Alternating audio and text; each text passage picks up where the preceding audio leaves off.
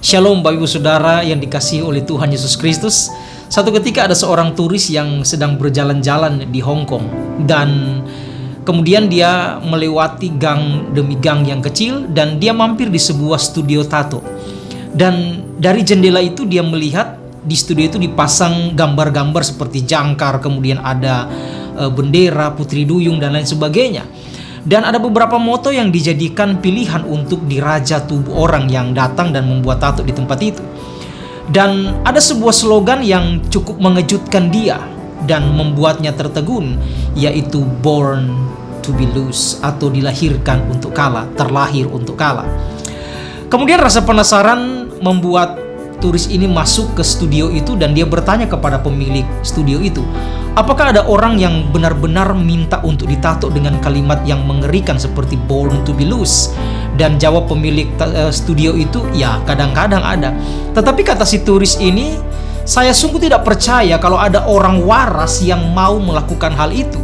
Dan si pemilik toko ini, dia berkata, sebenarnya sebelum diraja tubuhnya, tato itu sudah tertulis terlebih dahulu di pikirannya. Dan kata si turis ini, alangkah bodohnya orang yang membiarkan dirinya dirusak oleh pikiran negatif seperti itu.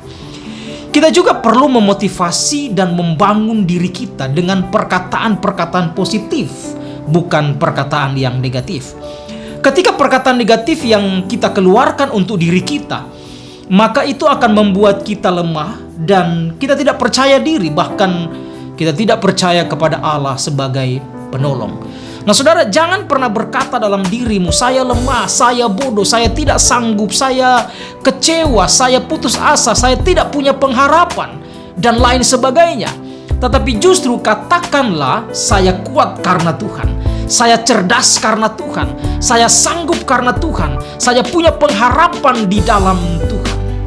Bangkitkanlah atau bangkitlah hai jiwaku, kata pemazmur. Bangunlah hai jiwaku, kata pemazmur. Dikatakan, mengapa engkau tertekan? Pujilah Tuhan hai jiwaku. Itulah yang diucapkan oleh pemazmur, yaitu Daud sendiri ketika dia sedang berada di dalam tekanan, ketika dia sedang berada dalam bahaya, ketika dia sedang berada dalam situasi dan kondisi yang membuat mungkin dia jatuh dan imannya tergoncang.